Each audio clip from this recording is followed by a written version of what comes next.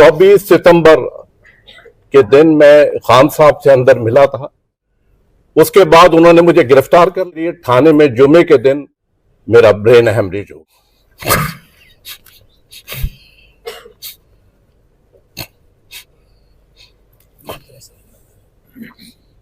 खान के साथ खड़ा हूं।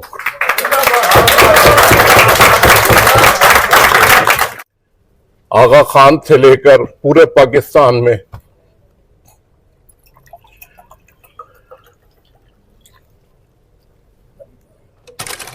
मैं मुख्तसर ही बोलूंगा। सिद्दीक जान की एक वीलॉग आई, 2 अक्टूबर का दिन था, उससे 2 दिन पहले कि ये फ्लोर क्रॉसिंग का केस था जो 2.5 साल बाद रीओपन हुआ। और सुप्रीम कोर्ट के जो शौकत साहब हैं प्रेसिडेंट, उनको 1 अक्टूबर को उन्होंने फाइज ईसा ने निवाले बना बना कर दिए और उनकी शौकत साहब की कोई तैयारी नहीं थी, उनको पूरा मौका दिया, मगर हमारे अली जफर साहब को उसने मौका नहीं दिया और अली जफर साहब इस पर खुश थे। उस वीलॉग का जिस्ट ये था कि आप जो सीनियर वकील हैं वो जाकर अली जफर साहब के पीछे खड़े हो जाएं, तो ताकि उनको पता चले कि मुत्तहिद है, इत्तेहाद है। तो मैंने सुप्रीम कोर्ट बार में गौर साहब को, सबको कहा कि जी 11:30 बजे बेंच बैठनी है, आप सब आ जाएं, हम जाके खड़े होंगे पीछे।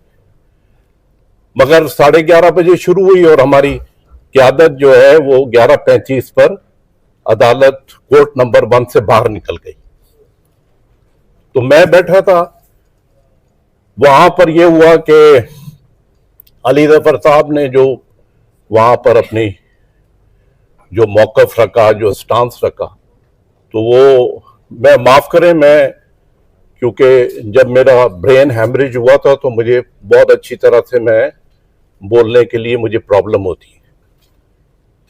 तो फाइज ईसा ने इनको बोलने नहीं दिया, तो मेरा कोई इरादा नहीं था, मुझे बड़ा गुस्सा आया, हालांकि मैं उसमें वकील नहीं था। तो मैं वहां पर गया और मैंने यही बात की कि बेंच जो है इल्लीगल है, यहां पर ऑथर जज नहीं बैठे हुए, यहां पे प्यूनी जज जो है मंसूर अली शाह साहब नहीं बैठे, फिर आपने 2 इंडक्ट किए हैं, अमीनुद्दीन और अफगान, ये पैगंबर हैं, इनको कैसे पता कि केस की क्या बैकग्राउंड है, तो ये री आर्ग्यू होगा। तो आपने इनको फ्रेश बिठा दिया और आज आपने फैसला भी करना है।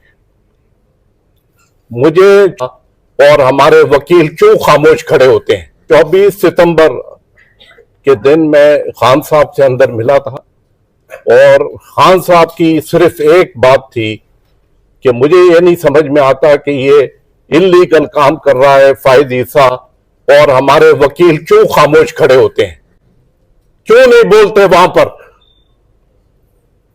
अब मैं क्या जवाब देता?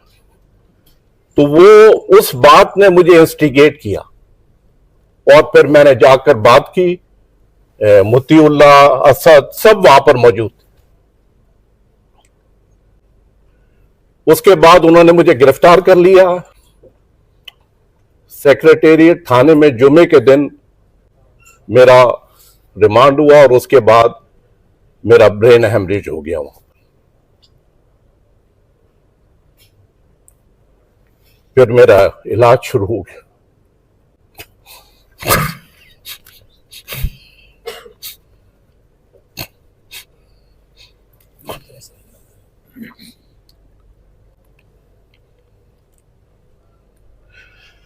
छह महीने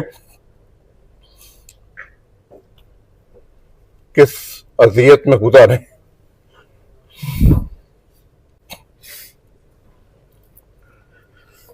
बहरहाल आगा खान से लेकर पूरे पाकिस्तान में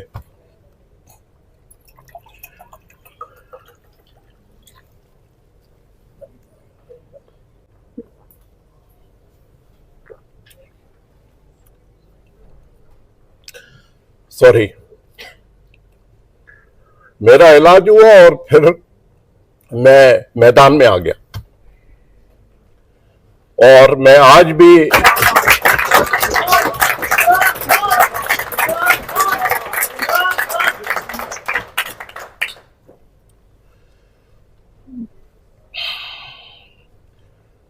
अभी जो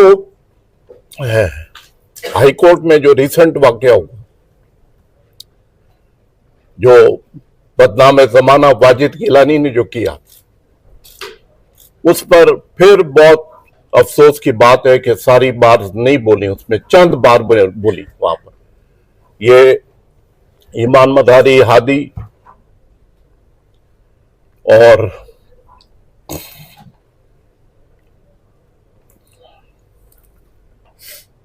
वो FIR हो गई। मेरे घर में 5 छापे पड़े, रेड हुए, तो मुझे कोई फर्क नहीं पड़ता। मैं तो खड़ा हूं, जितने छापे इन्होंने मारने मारे।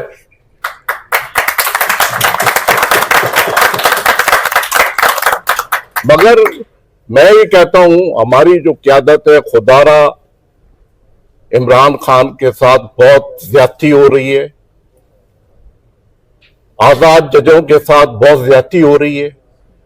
इनके साथ खुदारा खड़े हो जाएं, खड़े हो जाएं। अब हमारे वकला अंदर जाते हैं, खान साहब से मिलते हैं, 6 बातें बाहर आती हैं। तो आर्मी एस्टेब्लिशमेंट उसका फायदा नहीं उठाएगी। 6 बातें बाहर आती हैं और ये रोज का किस्सा है। और इन्होंने बहुत अच्छी बात की असदूर और सिद्दीक जान ने कि अब ये हमारे हाथ में, हमने मुत्तहिद होना है, हमने लड़ना है और हमने ही मुकाबला करना है।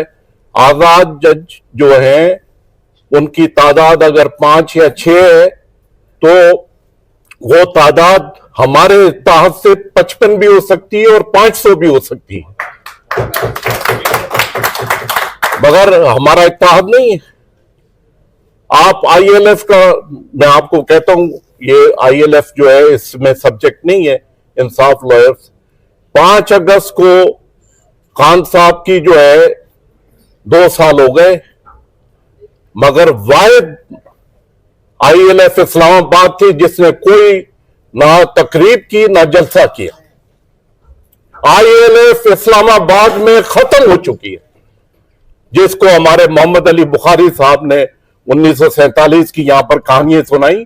आज क्या कर रहे हैं आप, वो नहीं बताया।